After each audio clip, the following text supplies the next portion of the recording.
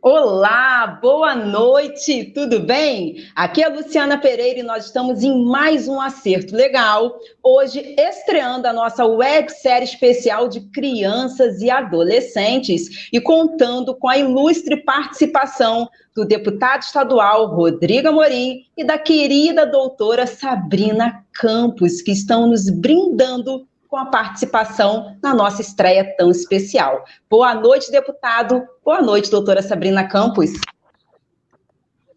Boa noite, Luciana. Boa noite, doutora Sabrina Campos, a todos aqueles que nos ouvem, nos acompanham pela internet. Em primeiro lugar, agradecer aí a honra do convite. Fiquei muito satisfeito, muito honrado em poder participar, sobretudo no programa de estreia. Então, comigo, sempre que puder, estarei aqui assistindo, participando e, mais uma vez, agradecendo o convite. Obrigado. Muito bom, deputado. Eu é que agradeço. Boa Obrigada. Boa noite a todos. Boa noite, nossa anfitriã, doutora Luciana Pereira, ilustre deputado estadual Rodrigo Amorim, nosso pré-candidato à cidade do Rio de Janeiro pelas eleições da prefeitura. Nós estamos aqui hoje, eu sou também muito honrada por estar na presença de vocês, na presença, inclusive, dos espectadores deste programa Acerto Legal. Fico bastante satisfeita e é um prazer enorme estar aqui com vocês falando sobre um assunto tão importante e, principalmente, sobre a experiência, né, até mesmo do deputado a este tema. Pois é, a doutora Sabrina Campos, ela já esteve conosco anteriormente, ela já é da casa, onde nós realizamos uma live muito importante sobre violência contra a mulher, sobre violência doméstica. E agora a doutora está conosco novamente. Mais uma vez, muito obrigada, doutora. Então, por que nós escolhemos esse tema de crianças e adolescentes e violência contra o menor? Tendo em vista a nossa preocupação com os nossos menores. Nós estávamos conversando aqui anteriormente e falávamos justamente que no Brasil, infelizmente, tem aumentado demais os casos de violência contra crianças e adolescentes, e o pior de tudo é que a maior parte desses casos, a maior parte da violência vem de dentro do próprio lar. E isso é inaceitável, a sociedade precisa de conscientização e é por esse motivo que estamos aqui hoje. Infelizmente, isso tem acontecido, e eu gostaria que a doutora Sabrina Campos, ela começasse esse nosso bate-papo falando um pouquinho para as pessoas, doutora, sobre quais são os principais tipos de violência contra o menor.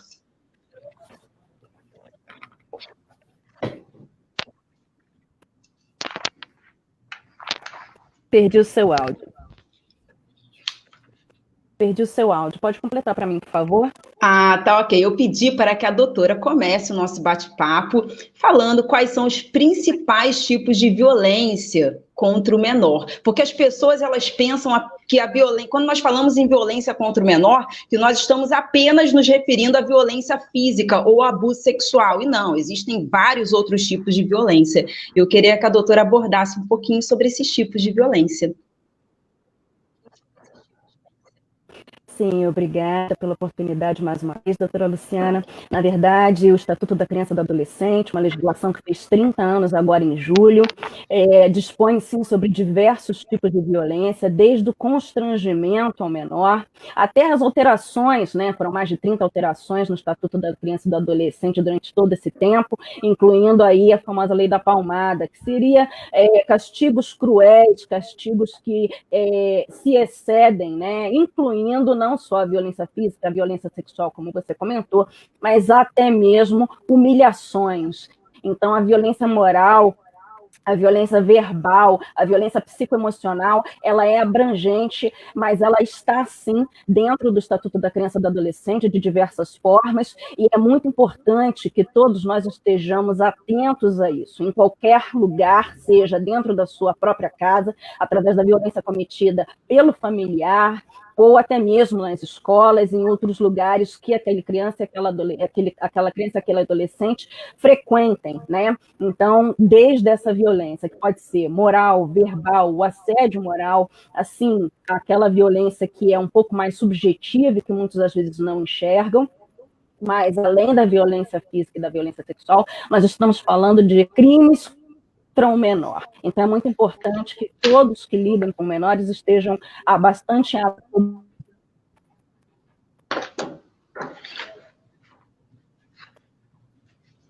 Doutora? Está me ouvindo? Essa parte final não consegui entender muito bem, doutora. Conseguiu, deputado, compreender direitinho aqui? As últimas Travou. frases... As últimas frases eu não consegui compreender. Mas vamos lá. Luciana, acho que a Sabrina se referia às pessoas que trabalham com a temática do menor, a necessidade de uma especialização, de uma atenção especial. Acho que foi nessa linha que ela concluiu a fala dela. Tá, ok. Deputado, na verdade, eu peço perdão, acabou que eu não lhe apresentei, que a doutora Sabrina, ela já é da casa, então eu já falei outras vezes aqui da doutora Sabrina, mas o deputado, ele, além de ter sido o deputado estadual mais votado no ano de 2018, aqui no nosso estado do Rio de Janeiro, também é advogado e é membro permanente do Mercosul e tem um trabalho parlamentar excepcional. Parabéns, deputado. Eu tive a curiosidade de analisar a sua trajetória parlamentar. Eu tive essa curiosidade, fiquei muito feliz com os resultados que eu encontrei. Obrigado pelo carinho das palavras. E é um tema muito instigante, é um tema fundamental, necessário, quando a gente discute o futuro do Rio de Janeiro, o futuro do Brasil, sem dúvida nenhuma, o futuro, né, do nosso país, da nossa sociedade, evidentemente que ele passa necessariamente pela temática da criança, do adolescente. Eu, na minha trajetória como advogado, inclusive na vida pública, tive a oportunidade de, algumas vezes, trabalhar com esse tema tão sensível. Eu fui secretário municipal em algumas vezes, na Baixada Fluminense, e especialmente na cidade de Nilópolis, eu pude, como secretário municipal de Cidadania e Direitos Humanos, eu trabalhei diretamente com a temática da criança e do adolescente, sobretudo em interação permanente com os conselhos tutelares. E naquele momento eu pude presenciar exatamente isso que você acabou de narrar. A maioria dos casos de violação de direitos de criança e do adolescente, de violência, ele acontece no âmbito da própria família, dentro do filho do menor. São inúmeros os relatos que eu presenciei na vida profissional, na prática, de crianças que sofreram abusos sexuais, que sofreram humilhações, casos de pedofilia, agressões físicas, vindo de familiares, muitas vezes pai, mãe, padrasto, tio, outros membros da família, e infelizmente as crianças vitimadas dentro de um contexto que a gente sabe muito bem qual é, um contexto de total desestruturação da instituição familiar, e a gente percebe ali que efetivamente as crianças são sujeitos de direito, vulneráveis, e merecem a nossa atenção, a nossa proteção, enquanto poder público, e todas as medidas que possamos adotar para diminuir esse sensível drama de nossa sociedade e esse problema que merece ser enfrentado com seriedade, com objetividade, em primeiro lugar, porque é crime, depois que nós temos que zelar pelo futuro das crianças. Então, é um tema muito sensível. Eu também, como advogado, eu participei, fui secretário-geral da Comissão dos Direitos da Criança e do Adolescente da OAB, no Rio de Janeiro. E ali interagi com os demais colegas, com outros advogados, e foi uma experiência profissional bastante exitosa, porque a gente pôde contribuir de alguma forma para atenuar essa mazela que, infelizmente, atinge a nossa sociedade. Infelizmente, deputado, não existe nenhuma prioridade. Olha, infelizmente,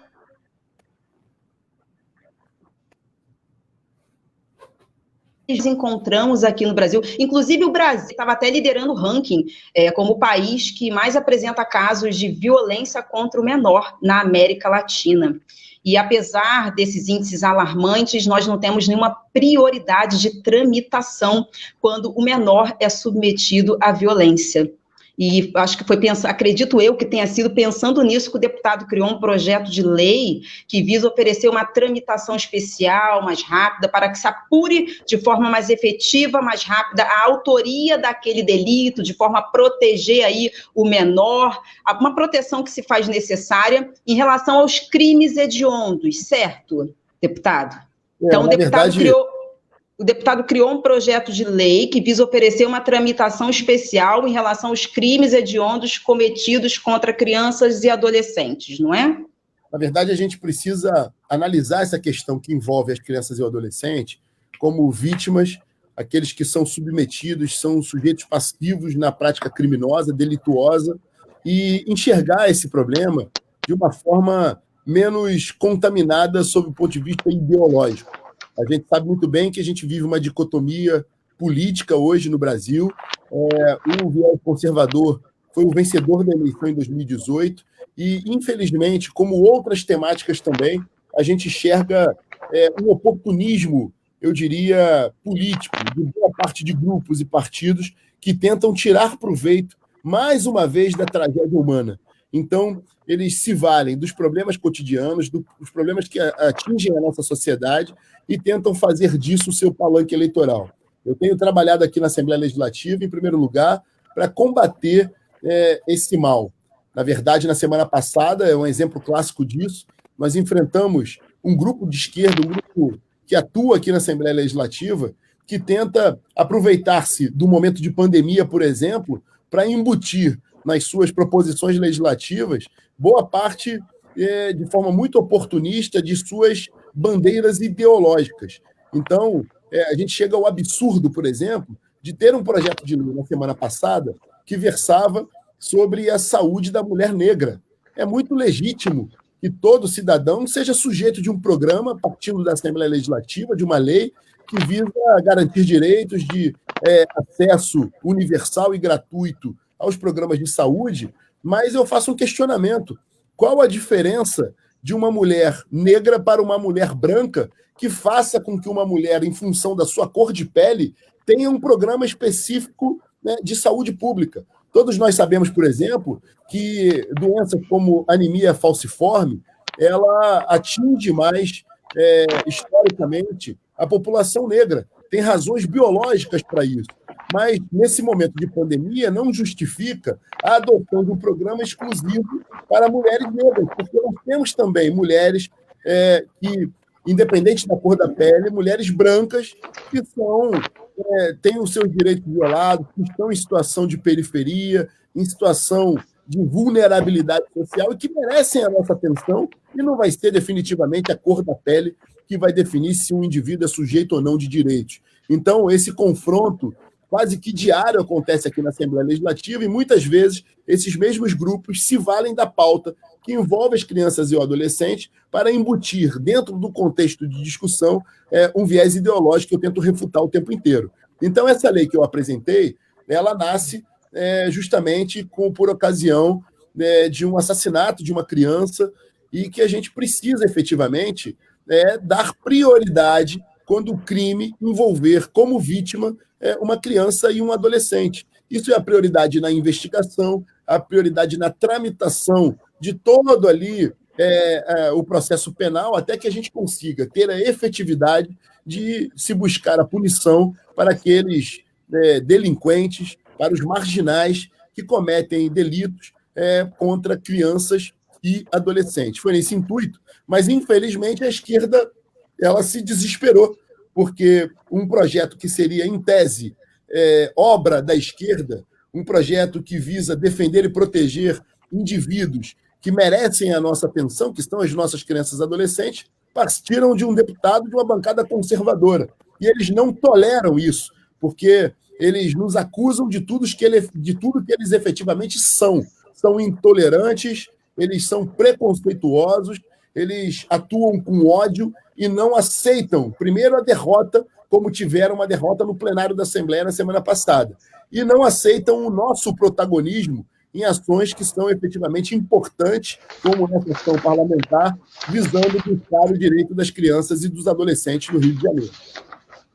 Perfeito, deputado. Eu vou aproveitar, doutora, eu já vou lhe fazer uma pergunta, mas eu vou aproveitar que o deputado está falando sobre essa questão que infelizmente é absurda, para fazer uma menção a algo que aconteceu há alguns anos, na época que a minha mãe, minha falecida mãe, era vereadora lá no município de Nova Iguaçu. Eu lembro que nós fazíamos vários projetos de lei, e um desses projetos eu nunca esqueci, que visava, nós pretendíamos tornar obrigatório o acompanhamento psicológico, o acompanhamento de psicólogos a alunos da rede pública municipal. Mas, infelizmente, isso nunca foi para frente, né? E aí, quem saiu prejudicado com isso foram as nossas crianças e os nossos adolescentes, porque nós entendemos que o menor, ele está sujeito, sim, a problemas comportamentais, tendo em vista o que ele sofre dentro do seu próprio lar. Muitas vezes o menor, ele fica ali angustiado porque o pai está desempregado, ele fica angustiado porque a mãe apanha na sua frente, ele se sente incapaz de ajudá-la de uma forma mais efetiva. Muitas vezes o menor, ele acaba presenciando o alcoolismo dos pais, o uso de drogas, enfim, o menor ele passa por vários traumas durante a sua infância. Foi por esse motivo que na época que a minha falecida mãe era vereadora, nós apresentamos esse projeto de lei. E eu acompanhei o trabalho do deputado, que o deputado tem vários projetos voltados para a proteção dos nossos pequenos, dos nossos menores. Por um acaso, algum desses projetos, ele já foi implementado pelo Executivo, deputado? Ou o deputado continua aí nessa luta incansável por essa proteção? Veja, primeiro, Luciana, te parabenizar pela iniciativa, pelo projeto, no âmbito do mandato da sua mãe, vereadora de Nova Iguaçu, um grande projeto, e aqui eu firmo compromisso contigo, com a doutora Sabrina, da gente replicar, se nós pudermos aqui. Eu gosto muito, nesse período da pandemia, a gente tem aprendido muito. O que a gente está fazendo aqui, as lives, tem sido um momento de muito aprendizado, de muita interação. Eu acho que é um legado. Eu sou um otimista inveterado, óbvio que a gente está vivendo uma pandemia muito séria, muito grave, centenas de milhares de pessoas perderam as suas vidas, inclusive aqui na Assembleia Legislativa, o nosso amigo Gil Viana, nosso companheiro, perdeu a vida, e infelizmente a gente lamenta por isso, mas acho que todo o processo, sobretudo um processo doloroso, ele deixa um legado para nós. Então, eu creio que nós teremos como legado, primeiro, as relações interpessoais vão melhorar, vão ganhar força do ponto de vista do afeto, as pessoas estão mais sensíveis, se tornarão mais caridosas, se tornarão mais abertas ao diálogo, e, sem dúvida nenhuma, esse movimento digital que tem acontecido, que permite a interação nossa agora, por exemplo, vai ficar como legado. Então, toda vez que participo de uma live, eu tento deixar algo positivo, algum produto final dessa live, e aqui, no caso, a gente já pode formalizar um texto baseado nesse projeto da sua mãe, e apresentar aqui no plenário da Assembleia Legislativa, inclusive homenageando a sua mãe. Foi uma vereadora num município importante aqui de Nova Iguaçu, da nossa região metropolitana, da Baixada Fluminense, nesse mesmo sentido, que nós três juntos apresentarmos esse projeto em nome do meu mandato, para que a gente possa ter esse acompanhamento justamente no âmbito, uma lei estadual, para que possa, no âmbito escolar, que é fundamental, a gente tem batido nessa tecla. A escola é o lugar de formação profissional, de capacitação e, sobretudo, na primeira infância, de formação do caráter do indivíduo. Assim, com os valores que ele carrega consigo, vindos da sua família, a escola, sem dúvida nenhuma, contribui nesse processo de aprendizado e que a gente possa formar uma geração melhor. Então, ter o acompanhamento de um psicólogo, justamente naquelas áreas em que as crianças estão presenciando e submetidas a esse tipo de problema que você acabou de narrar, que é muito comum. O alcoolismo, o uso de drogas, acaba ali evidenciando uma realidade para a criança e que, de forma a traumatizá-la, inclusive, gerar consequências para a vida adulta. Então, mais uma vez, parabenizando o projeto, a gente pode apresentar aqui. Agora, essa questão também revela um drama que a doutora Sabrina conhece bem do tema e pode narrar a experiência dela nesse sentido, que é a nossa fragilidade de rede de assistência enquanto poder público. Nós temos um déficit de vagas em creche, é um problema gravíssimo, sobretudo aqui no município do Rio de Janeiro, Nós temos um déficit de vagas muito grande. A nossa rede de abrigos para crianças e adolescentes, primeiro que é de péssima qualidade e depois que não é num número compatível e necessário para atender uma demanda reprimida muito grande. E a gente precisa otimizar e melhorar esse sistema nosso de proteção, essa rede de proteção à criança e ao adolescente, sobretudo dando força aos conselhos tutelares, que têm um papel fundamental nesse processo e que merecem o respeito do poder público, da prefeitura, no caso aqui do Rio de Janeiro, da prefeitura da cidade do Rio de Janeiro, que dê condições mínimas do conselho tutelar trabalhar com dignidade e produzir aí o que deve produzir em defesa das nossas crianças e adolescentes. Maravilha, deputado. Doutora Sabrina, já vou lhe fazer uma pergunta muito importante, mas eu peço licença para dar boa noite para as pessoas que estão nos assistindo. Boa noite a todos. Patrícia, doutora Ana Cláudia, Alexandra Vasconcelos, é uma amiga querida que tem um trabalho maravilhoso no município de Nova Iguaçu, e tantas outras pessoas que estão aqui nos prestigiando. Sejam bem-vindos ao Acerto Legal. Doutora Sabrina Campos, vamos lá. Quais são os principais canais de ajuda? Quais são os principais canais de ajuda e o que uma pessoa que desconfia que um menor está sofrendo violência no seu âmbito familiar, o que essa pessoa pode fazer para ajudar aquela criança? Um vizinho, por exemplo, eu gostaria de deixar, né, um vizinho, por exemplo, doutora, o vizinho, ele desconfia que o menor está dando uma certa interferência aqui. O vizinho, ele desconfia que o menor está sofrendo agressões. O que o vizinho pode fazer para poder ajudar aquela criança, para retirar a criança dessa situação tão absurda e descabida? E quais são os principais canais de ajuda e de proteção? Agora você me ouve bem? Perfeitamente. Me ouvem bem? Ótimo. Sim. Primeiro eu gostaria de dizer que não é à toa que o doutor Rodrigo Amorim, nosso colega advogado, foi o deputado mais votado do Rio de Janeiro, né? Suas portas estão sempre abertas para o cidadão fluminense e é por isso que a gente conta, portanto, com um bom trabalho na Assembleia Legislativa dentro do seu mandato. Bem, com relação aos canais de ajuda, nós temos aí pelo governo federal... Isso é uma palavra carinhosa porque você é minha amiga, doutora Sabrina. Por favor. Não vale. É uma honra, deputado, olha só. Na sua companhia. Então, eu peço até perdão por interromper novamente a doutora Sabrina, mas pelo que eu pude ver do seu trabalho parlamentar, a sua eleição ganhando aí como deputado mais... Né? Não está exagerando. Como deputado mais votado, faz jus mesmo. O deputado faz jus a todo esse sucesso e a toda essa confiança que os seus eleitores depositaram. Seu trabalho é espetacular. Mas, doutora Sabrina Campos, vamos voltar aqui à nossa pergunta inicial sobre quais são os canais de ajuda e o que uma pessoa que está ali preocupadíssima com aquele menor que ela desconfia que está sofrendo a violência infantil, o que essa pessoa pode fazer? Bom, primeiro eu gostaria de destacar o Disque 100 dos Direitos Humanos, né, pelo governo federal, com relação a um telefonema gratuito que tem assistido a todo o país.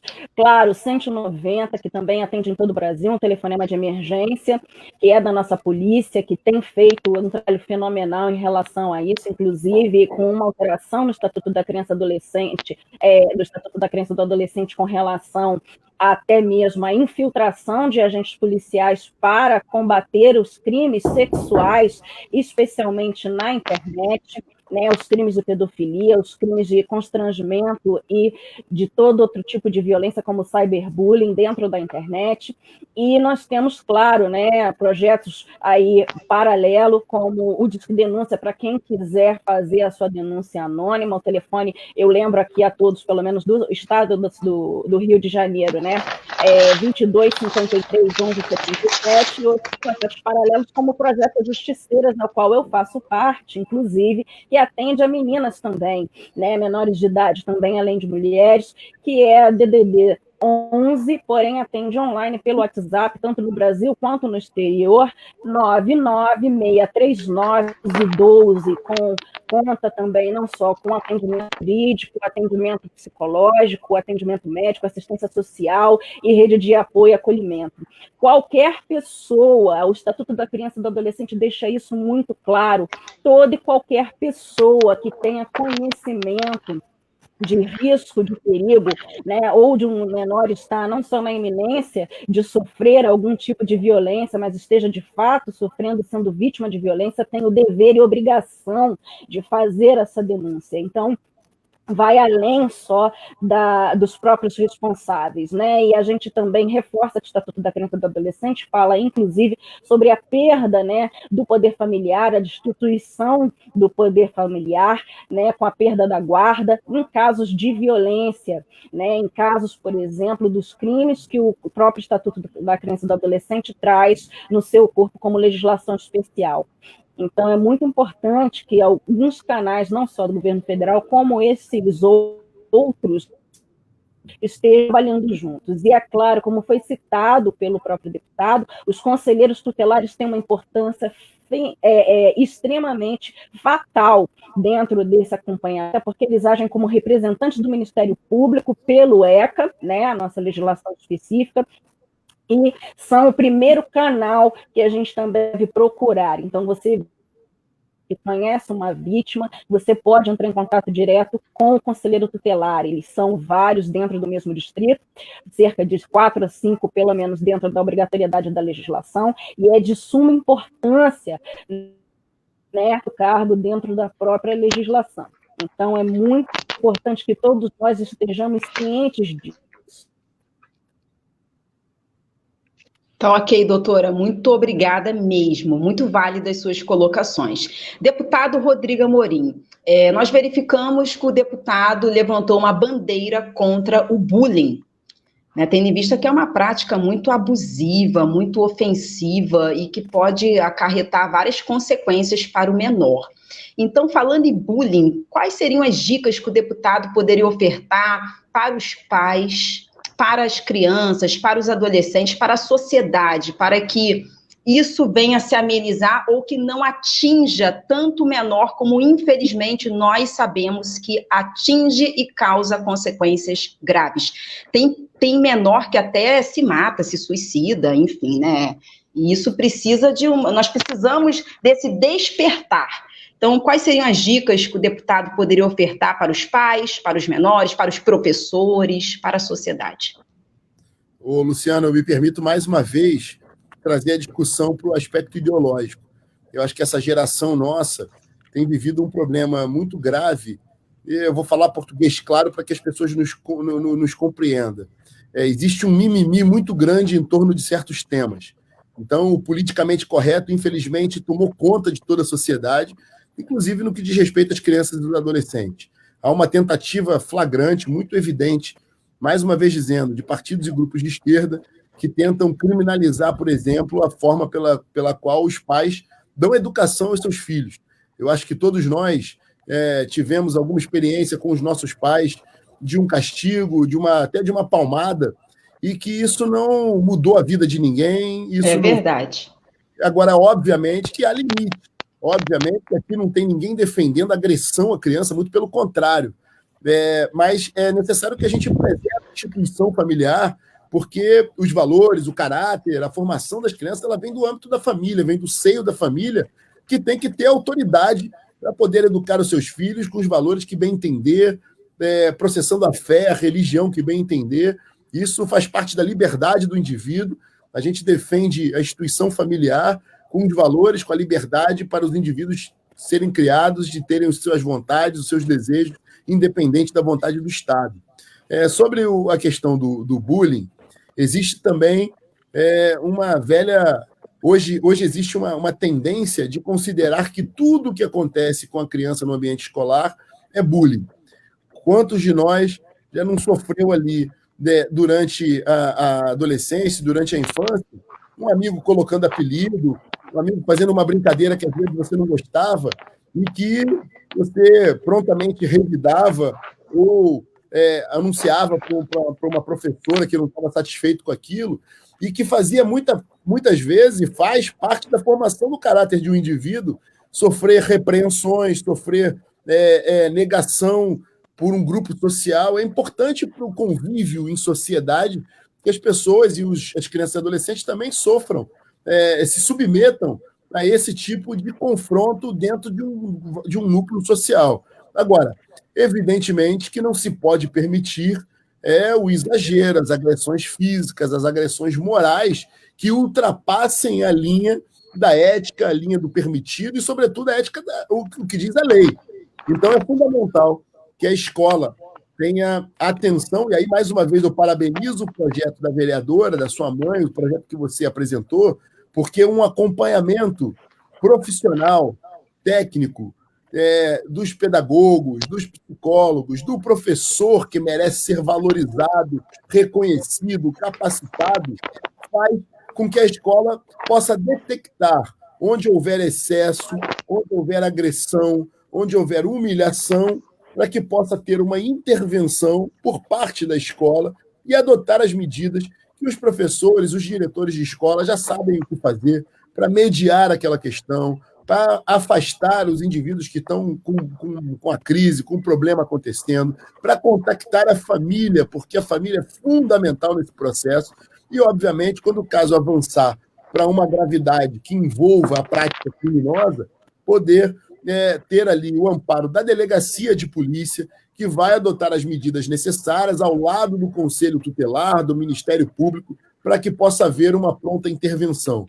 O que eu quero dizer com isso é que qualquer tipo de violação de direitos das crianças e os adolescentes, eles precisam de uma rede de proteção bem feita, uma rede de proteção com instituições que funcionem na prática, para que a gente possa, ao lado da escola, ao lado da família, proceder à intervenção necessária quando ocorrer. E, infelizmente, o que a gente acaba enxergando na maioria da realidade dos municípios no Brasil é uma falta de amparo a essa rede de proteção às crianças e aos adolescentes. Então, é fundamental que a gente, aí, no meu caso, hoje, no exercício de um mandato, e aqueles que fazem parte da sociedade civil ou que têm aspirações políticas e que possam efetivamente usar a sua força para que a gente possa criar e estabelecer uma rede integrada de proteção à criança e ao adolescente, que, infelizmente, hoje, no Brasil, só existe no papel. Perfeito, deputado. Inclusive, várias pessoas estão fazendo comentários aqui na nossa live. A própria doutora Ana Cláudia, que sempre participa aqui do programa conosco, ela mencionou que muitas crianças sofrem caladas.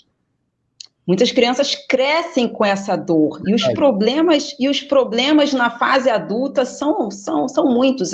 As consequências são terríveis, são as piores possíveis. Eis aí a necessidade de um acompanhamento por parte de um profissional especializado que possa detectar o problema e tentar ajudar aquele menor, para que ele tenha uma vida ali mais saudável, mais equilibrada. E é importante a gente ter em mente, em primeiro lugar, que a pedofilia é um crime bárbaro, um crime hediondo.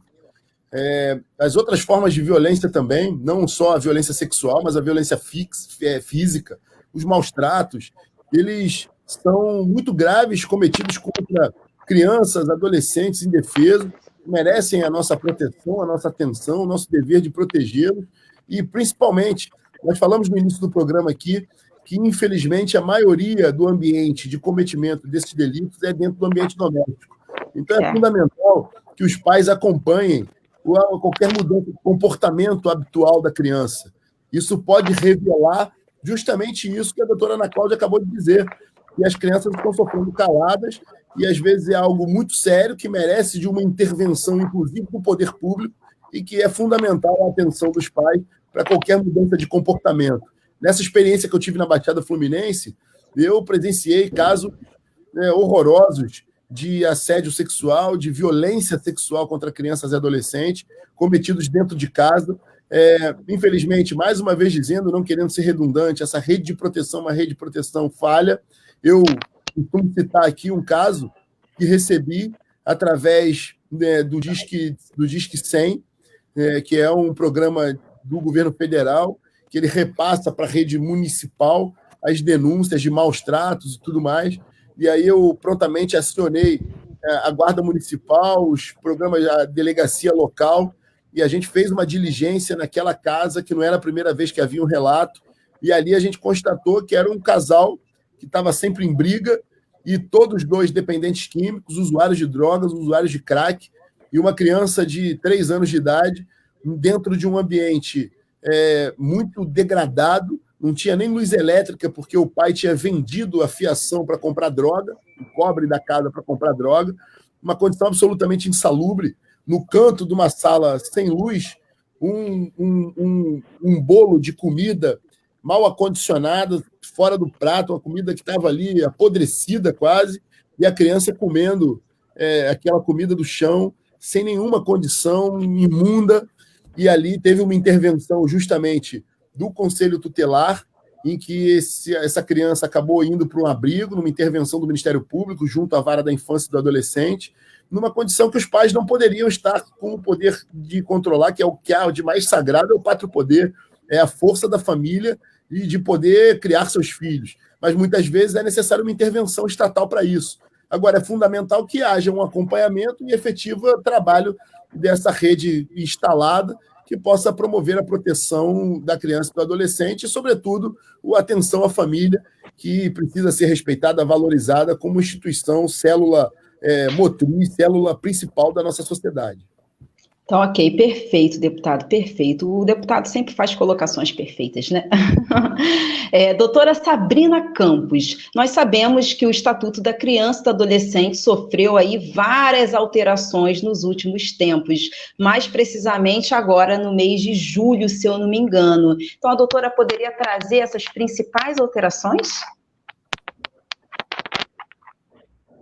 Na verdade, não só podemos falar das alterações, mas uma legislação que foi publicada em julho, junto com esses 30 anos completos do ECA, é uma legislação que faz uma comparação, não só ao ECA, mas o Estatuto do Idoso, a própria Lei Maria da Penha, e a legislação relativa a deficientes físicos, que é a 14.022, publicada agora dia 7 de julho, sobre, inclusive, medidas protetivas direcionadas a esse período de coronavírus, até porque o número de violência contra menores aumentou imensamente durante o isolamento, que a perda financeira, a perda do emprego, a grande insatisfação e frustração da perda do sustento próprio desses adultos acaba elevando os números em relação à violência. Existe uma ação a isso, e esses menores têm sofrido imensamente. Então, hoje nós podemos contar principalmente com a força policial. Essa legislação traz um grande poder até ao agente, autoridade policial, porque as medidas protetivas podem ser realizadas por essa autoridade que antes era feita só pelo juiz de direito, e hoje, através do boletim de ocorrência feito de forma online, mas inclusive com um único telefonema, você pode fazer um registro de ocorrência pelo 190, um número de emergência, e conseguir a medida protetiva realizada para o afastamento do agressor, se for o caso, pela autoridade policial, seja no atendimento local, seja pelo próprio delegado de polícia. Então, hoje nós podemos contar bastante com os nossos policiais que vão a proteger e a servir a nossa população, principalmente nos casos de violência familiar e violência doméstica, crescidos durante esse período de confinamento. E, claro, não só isso, outras coisas, como o próprio poder público tentar se aproximar cada vez mais e fazendo da vítima a sua prioridade, que é, por exemplo, você ter agentes do IML indo até a vítima para fazer o corpo de delito, e não ao contrário. É claro que nada disso substitui, se for necessário, o atendimento presencial, mas facilita bastante para que qualquer pessoa que tenha conhecimento, não só dentro daquele seio familiar, dentro daquele núcleo, mas de forma a ser o vizinho, o síndico do prédio, principalmente, tem o dever de hoje, legalmente, de se intrometer, como a gente dizia, ninguém mete a colher nessa coisa da família, mas em relação à violência, principalmente com relação a menores, é importante que você sim faça a sua denúncia e conte com as autoridades essa grande problemática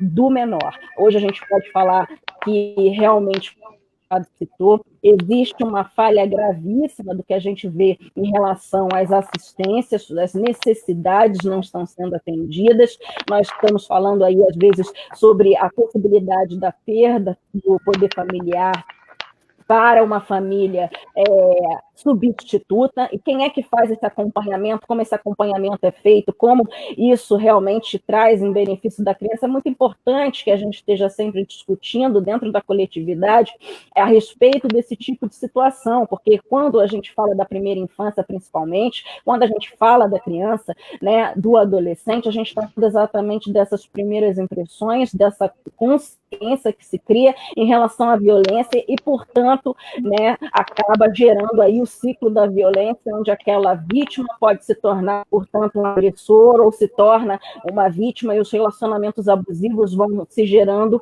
né, cada vez mais no dia a dia, até pela falta realmente dessa assistência, e principalmente o ECA faz uma assistência ampla, onde às vezes fala só de crianças e adolescentes, mas é importante deixar claro que o Estatuto da Criança e do Adolescente, ele protege desde o nascituro, ou seja, de acordo com a legislação, aquele que desde a concepção, o ser humano desde a concepção, que é a figura do nascituro, ele fala sobre a figura, né, o terceiro no Estatuto da Criança e do Adolescente, que é a mãe, né, devendo ali ter os seus direitos ao pré-natal e a toda a saúde daquele bebê, da vida uterina, na responsabilidade, inclusive, dessa mãe. Então, desde então, essa proteção, ela deve, a gente não vê realmente, atualmente, isso acontecendo de maneira a garantir, né, que desde essa vida esses direitos sejam de fato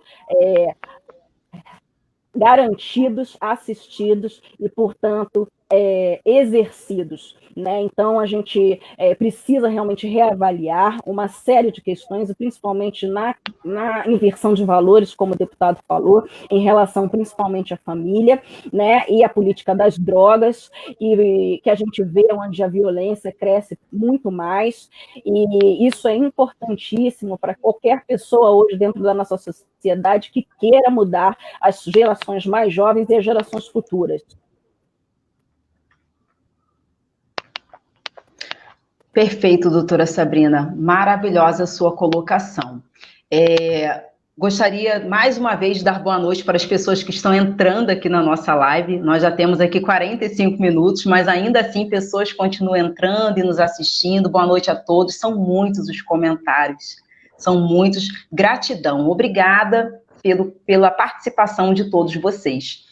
A doutora Sabrina Campos, para quem está entrando agora, para quem não assistiu a doutora Sabrina Campos anteriormente conosco aqui no programa, além de advogada e árbitra, ela também é comendadora, ela é escritora, ela já recebeu até o prêmio de referência nacional em advocacia. Eu acredito que junto comigo, se eu não me engano, já nos encontramos anteriormente em algumas premiações. E, além de tudo isso, a doutora Sabrina Campos, ela também é voluntária em um projeto belíssimo, que é o projeto Justiceiras, que oferece apoio às mulheres vítimas de violência doméstica. Doutora Sabrina Campos, o projeto Justiceiras também atende meninas que sofrem violência infantil ou não? Sim, atendem meninas, nós atendemos todo o Brasil, e em relação a toda e qualquer nacionalidade, e atendemos no exterior as expatriadas. Se você tem conhecimento de vítimas que sejam crianças e adolescentes, você pode entrar em contato, é tudo feito online, existe o atendimento psicológico também. Então, estamos, inclusive, tentando uma parceria com o governo federal pelo brilhante projeto que tem feito e trabalha em relação ao Disque 100, para também podermos atender em relação a essa demanda. Ajuda o poder público de uma porque tem sido um trabalho, de fato, muito gratificante, que tem ajudado, sim, a muitas vítimas, principalmente dentro desse período de pandemia, onde a violência familiar, a violência doméstica cresceu assustadoramente. Esse projeto nasceu durante a pandemia, e eu posso repetir aqui, vou tomar a liberdade de repetir o número. O DDD é 011 de São Paulo, mas atende a todo o território nacional, porque atende pelo WhatsApp. E você pode, então, entrar em contato com o 91212, e você vai fazer o chamado nesse link, e você pode fazer isso, inclusive, por qualquer criança e adolescente que você tenha notícia que sofra violência, né? Qualquer menina que sofra violência, qualquer menor, não precisa ser da família, e você vai abrir o seu chamado, todo tipo de orientação para poder buscar dentro do poder público, né, a própria questão judicial, se for o caso, buscar também na rede de apoio e acolhimento, da mesma forma, a ajuda do poder público, o direcionamento, né, dentro da sua localidade, e a gente também faz atendimento através da assistência psicológica e, como eu falei, da social, né? Então, é super importante que você tenha esse número em mente, que age aí em conjunto, né, numa força-tarefa, junto com o público, traz aí uma ajuda para poder realmente sanar as lacunas em cada localidade do Brasil que tem realmente ocorrido pela falta dessa assistência. O Rio de Janeiro é uma delas, né? Sim. Muito bom, doutora Sabrina, obrigada. Deputado, né, nós falávamos anteriormente que o Brasil ele é um dos países com maior índice de violência infantil no mundo e que estava até liderando o ranking aqui na América Latina. Então, qual o recado que o deputado poderia ofertar, qual o recado que o deputado poderia dar para toda a sociedade, para que consigamos diminuir esses índices, infelizmente, apontados pelas pesquisas? Pessoal, estava aqui acompanhando os comentários, muita gente aí fazendo assim, muito comentário inteligente, enaltecendo a fala da doutora Sabrina. Sim. De gente competente, estudiosa, que entenda do assunto. É fundamental, mais uma vez, dizendo que é papel do poder público fazer toda essa mediação, fazer a gestão dessa rede integrada, que passa pelos poderes públicos, pelos entes federativos, pelo poder público municipal, sobretudo, mas também a competência do Estado com suas instituições no âmbito do Estado, e, sobretudo, dessa interação com a sociedade civil e com as famílias. O que eu falo aqui é que a gente já tem um complexo de leis que é bastante interessante, é uma rede de leis que protege direitos de crianças e adolescentes, mas que cada vez mais é necessário, e eu insisto em bater nessa tecla, da instituição de uma rede efetiva, de uma rede que possa atender essa demanda que vem crescendo. Eu não sei se foi a Luciana ou a Sabrina que ressaltou aqui algo fundamental. A gente tem vivido nesse período de crise da pandemia, por óbvio, algo que afetou a nossa geração. A gente nunca tinha passado por algo tão grave, sob o ponto de vista de saúde pública, muitas vidas perdidas, mais uma vez dizendo, e, ao mesmo tempo, a gente tem que enfrentar outro dilema muito grande, que foi a paralisação dos setores econômicos, dos setores produtivos, a perda de emprego, o agravamento de uma crise financeira muito séria que a gente já vinha enfrentando, e, com isso, as famílias foram duramente afetadas, seja pela perda do emprego, pelas dificuldades financeiras, pelo abuso das drogas lícitas e ilícitas, que acaba também comprometendo o dia a dia das famílias.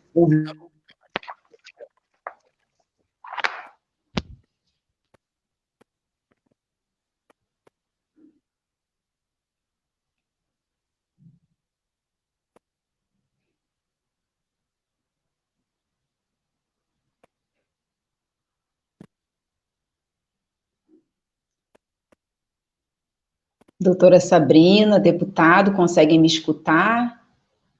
Porque para mim travou aqui o áudio de vocês. Vocês conseguem me escutar ou não? Eu estou conseguindo escutar você. Desculpa, eu acho que a gente teve um pequeno problema aqui. Travou para mim o áudio de você, não Mas me ouve já, né, Luciana? Sim. A doutora Sabrina também já está escutando. Tá ótimo. Não, só para concluir, a gente teve um agravamento muito grande dessa incidência nesse período de pandemia, não só da violência doméstica, da violência contra a mulher, da violência entre os cônjuges, né? Mas principalmente da violência contra a criança e o adolescente. A gente tem alguns problemas a enfrentar também nesse âmbito, que é a questão das crianças sem aula. A gente tem tentado, o maior exemplo disso, a gente está aqui, todos nós, numa condição privilegiada em relação à sociedade como um todo, no acesso à tecnologia, no acesso à internet, e por algumas vezes aqui um ou outro perdeu o sinal de internet, a gente teve dificuldade na conexão. Agora imagina a criança na periferia, a criança sem acesso à tecnologia. Sem condições. Como é que fica na aula que ele ensina à distância? Então, todos os problemas têm que ser sopesados, têm que ser levados em consideração também. E, mais uma vez, eu me permito ser até redundante, mas o fundamental é que a gente tenha pessoas engajadas, pessoas com espírito público que pensem nessa temática, como a doutora Sabrina, por exemplo, que faz um grande trabalho, demonstra conhecimento técnico, demonstra saber o que está falando e consegue distanciar essa contaminação ideológica numa causa tão importante. Eu costumo dizer que essa turma da esquerda costuma utilizar as mazelas humanas e as desgraças como caixão, como seu palanque eleitoral. Eles tentam o tempo inteiro dividir para conquistar. Querem separar a nossa sociedade, o nosso Rio de Janeiro, entre pretos e brancos, entre homens e mulheres, entre pobres e ricos, o tempo inteiro querendo dividir para conquistar. E nós somos um freio a isso, uma barreira a esse modus operandi que a gente já conhece muito bem. Então, tratar de um tema tão sensível, sem contaminação ideológica, com coerência, com conhecimento de causa, como a doutora Sabrina vem fazendo e nos demonstrou hoje aqui nessa conversa, é o primeiro passo. A gente tem que dar força a essas pessoas com espírito público e, efetivamente, cobrar das autoridades, independente do ente federativo que seja, que a gente possa, enfim, estabelecer uma rede de proteção capaz de diminuir essa mazela tão grave no nosso país e, com consciência, reconhecer sempre e combater a pedofilia como um crime nefasto, um crime hediondo contra as nossas crianças, que precisa ser banido, expurgado da nossa sociedade, assim como as outras formas de violência que as crianças e adolescentes são submetidas. Eu tenho tentado fazer a minha parte aqui no Parlamento Fluminense, sempre trazendo esses temas à tona, com um viés técnico, com um viés da realidade, como, por exemplo, no projeto de lei que apresentei, no sentido de dar maior celeridade ao enfrentamento e à elucidação e à punição efetiva dos criminosos, daqueles crimes que, porventura, envolver crianças e adolescentes como vítimas. Sim, deputado. Deputado, além da doutora Sabrina ser uma excelente advogada, é escritora, é árbitra, tem aí um currículo exemplar, que eu tive até muito trabalho para poder resumir esse currículo, porque é muito grande, é muito vasto o currículo dela. A doutora Sabrina é uma defensora nata dos direitos do cidadão. Ela é uma defensora nata, nós conversamos bastante, e eu me sinto muito honrada com a participação do deputado e também da doutora Sabrina Campos aqui no programa, que é uma pessoa, assim, excepcional. Então, como defensora nata dos direitos do cidadão, qual é o recado final que a doutora poderia passar para a sociedade, doutora Sabrina?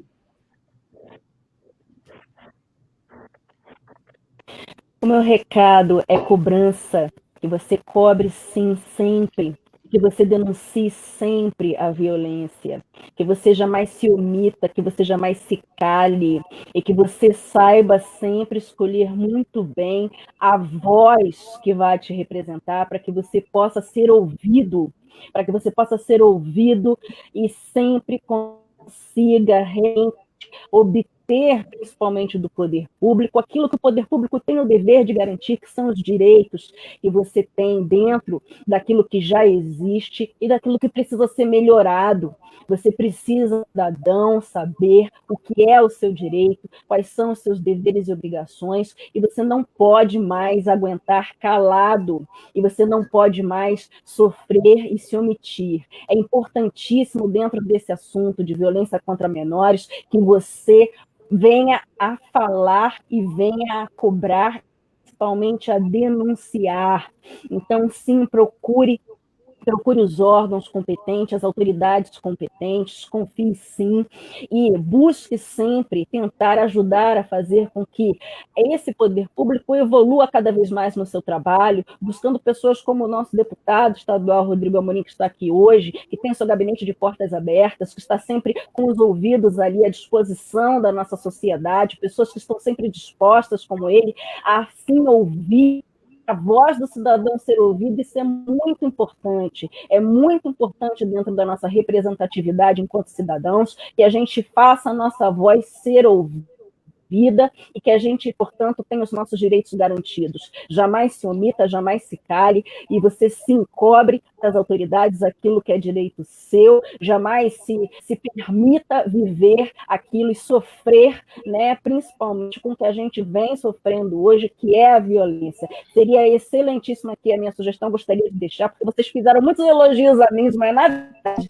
eu acho que o deputado poderia vir contribuir bastante num próximo programa. Eu vou dar sugestão aqui para a doutora Luciana Pereira, principalmente de segurança pública, que tem um trabalho belíssimo em relação a isso, e a violência, principalmente no Rio de Janeiro, é algo de assunto seríssimo em todas as áreas e vertentes. Então, é muito importante que o deputado mais sobre isso, o trabalho que ele vem realizando, principalmente nessa seara da violência e da segurança pública, atento a todo tipo de violência. Hoje nós estamos tratando de violência contra menores, mas a violência em si tem sido principalmente por conta daquilo que a gente comentou aqui, legalização de drogas. Como assim? Estamos falando aqui de um Estado que está sofrendo imensamente com relação às drogas, com relação a essa política de drogas que não é feita da maneira adequada. Então a gente precisa, sim, falar sobre o assunto, buscar ver esse assunto sendo discutido nas casas legislativas e cobrar, inclusive, isso